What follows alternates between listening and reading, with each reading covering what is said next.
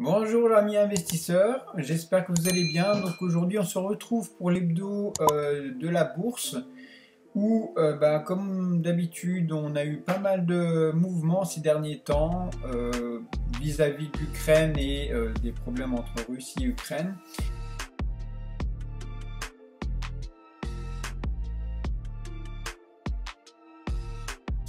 Vous retrouverez donc, là je vais vous montrer, là à la place de mon image, vous retrouverez donc les différents ETF que vous pourrez retrouver sur Boursorama Bank. Vous retrouverez un lien dans la description, vous aurez déjà 80 € offerts. Et pour constituer le portefeuille permanent, il suffit de 4 quarts. Un quart de votre épargne sera réparti sur un indice comme le SP500. Là, on a un indice éligible PEA avec le FR Talala. Ensuite, un quart de votre épargne devra être réparti sur des obligations d'État. Là, vous avez les obligations d'État européennes qui est disponible sur Boursorama directement. Si vous créez un compte PEA et un compte titre, là, ce sera dans votre compte titre, ça, ce sera dans un PEA. Tout ça, c'est des choses que vous pouvez créer gratuitement. Et vous aurez 80 € offerts. N'oubliez pas, dans la description, vous toucherez 80 €, moi aussi, et c'est gagnant-gagnant. Voilà. Et enfin, l'or physique. Moi, je vous recommande Bullion Vault, un quart de votre patrimoine sous forme d'or, et notamment l'or qui dernièrement a explosé, comme vous pouvez voir sur les graphiques. Vous avez vu, on a la sortie de compression ici.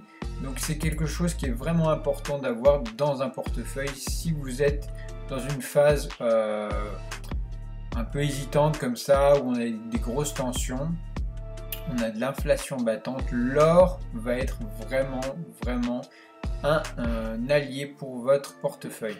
Et bien sûr le dernier quart en livret A ou dans les différents livrets.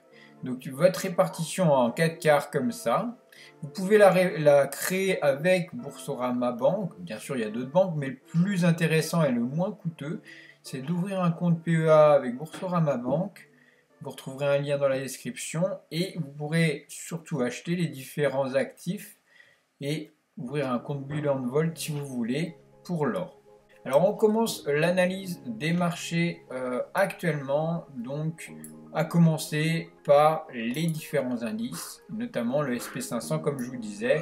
Le SP500 c'est les 500 plus grosses entreprises qui sont un panier d'actions finalement dans un indice qui regroupe toutes ces actions et donc qui lisse un peu la volatilité, qui diversifie votre portefeuille automatiquement. Alors vous avez vu que on est en marché baissier maintenant, marché baissier qui a été cassé, donc les derniers plus bas qui a été cassé à ce niveau là, et là on a entamé un marché baissier. Donc ici on a, comme vous avez pu remarquer, on a cette droite de tendance, la ligne de support qui est assez forte ici, qui on va plus la mettre par là, qui a permis, donc elle a fait résistance ici et support ici, support ici, support ici, et certainement elle va encore rebondir une fois. Donc c'est un niveau très important, les 4250 environ. 4250 sur le SP500, à mon avis il risquera de tenir un moment avant de casser s'il casse, et s'il casse, là on pourra assister à une baisse assez importante, quitte à rejoindre le point clé comme on avait vu, la grande droite de tendance que j'avais dessinée, où là moi si ça vient là j'investirais massivement sur SP500. Nasdaq, on est comme vous pouvez le voir sur un autre dynamique. On a cette ligne, vous voyez que là on a cassé les derniers plus bas ici, là où on avait rebondi sur le SP500 ici, là on a les plus bas.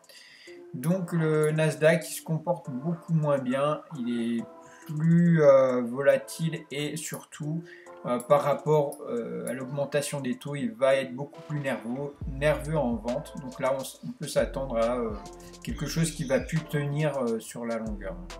Ici, on n'a plus vraiment un support qui est tenu. Il y a encore ce niveau-là qui est assez fort. Là, ça fait résistance, effet de support. Mais vous voyez que les rebonds sont pas clairs comme sur le SP500. Donc Nasdaq beaucoup plus insécurisé. Moi j'ai plus de position sur le Nasdaq personnellement. Je crois que on est sur un actif qui est trop risqué. On avait vu la surévaluation des marchés dans ma dernière vidéo. Et pourquoi moi je suis plus sur des actifs comme le SP500. Alors pour les obligations d'État européennes, elles sont un peu en berne. Vous pouvez le voir, vous voyez, ça s'est bien cassé la figure. Et vous voyez qu'on a la droite de tendance que j'avais signalée à très long terme, qui a fait un effet assez intéressant, juste pile à ce niveau-là. Vous voyez qu'elle était rachetée à ce niveau-là.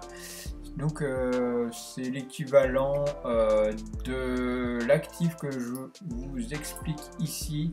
Alors, voilà, l'obligation en euros, l'obligation des différents États européens, il y a de la France, l'Espagne, l'Italie majoritairement et l'Allemagne bien sûr, mais bien d'autres. Mais donc c'est des obligations pour moi qui vont rebondir. En tout cas, vous avez vu qu'il y a un rebond qui s'est effectué à ce niveau-là et il y a de fortes chances qu'on continue de monter. Si ça plonge, là on pourra partir sur le même scénario et atteindre le rebond. Alors vous voyez que sur le bond du trésor américain, on est sur une phase de maintien sur le niveau clé ici, niveau qui a été maintenu, hop, voilà. Et on a donc, vous voyez, un support très important qui a été racheté plusieurs fois. On n'est pas descendu jusqu'au 122, donc pour l'instant, et ça a été racheté massivement suite à quand les indices s'écroulent, les obligations d'État remontent. C'est ce qui s'est passé ici. On a pris quelques pourcents, 2-3%. Et ce qui a fait du bien au portefeuille de l'investisseur malin sur le portefeuille permanent. De même que on a pu assister, c'est la plus grosse hausse du portefeuille permanent, c'est sur l'or, tout simplement la grosse compression qu'on avait, je vous l'avais signalé, on avait cette grosse compression en drapeau comme ça. Et on a cassé ce drapeau et là on commence à être franc, on atteint les 1900. Alors on est sur les plus hauts ici, mais vous voyez qu'on a vraiment cassé cette dynamique baissière et on repart sur un plus haut que le dernier grand plus haut, on va dire. Donc on peut reprendre un petit pullback avant de repartir fortement à la hausse. Donc on peut avoir différents scénarios. Pour l'instant, on a vraiment cassé ça. On a une grosse dynamique haussière et on est passé de 1850 à 1800. Donc on a pris 50 points. Donc 6% à peu près, 6 à 7%. Enfin, un petit point sur les cryptos qui sont en berne. Dernièrement, vous avez vu, c'est pas super. On avait cette droite de tendance baissière, c'est court terme, où on a eu cette baisse qui n'a pas été rachetée. Elle a été rachetée ici, mais ici, pour l'instant, rien n'a été racheté. Ceci étant dû aux États-Unis qui commencent à essayer de contrôler les crypto-monnaies. Et donc, Joe Biden sera un petit peu plus sévère, je pense, sur la réglementation des cryptos. Et à voir ce que ça donnera. Donc, d'un côté, à la Russie-Ukraine, il y a la légalisation des cryptos. Et de l'autre côté, un petit peu plus strict au niveau des États-Unis. Donc, vraiment un marché qui sera très volatile les prochains mois. On le voit aussi sur le Bitcoin. Mais ça reste quand même un marché très spéculatif à mon sens, est un peu difficile à appréhender. Si on regarde des actions comme Alibaba, vous voyez qu'on est toujours sur ce range bas où on est sur des endroits d'achat idéaux, mais on n'a pas encore les achats massifs parce que la tendance est plutôt à la stagnation des marchés, quitte à la baisse des marchés, bien sûr.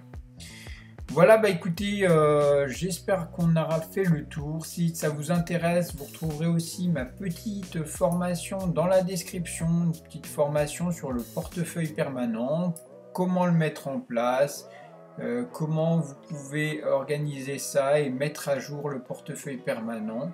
Vous retrouverez ça dans la description et je vous dis un excellent fin de week-end, à bientôt.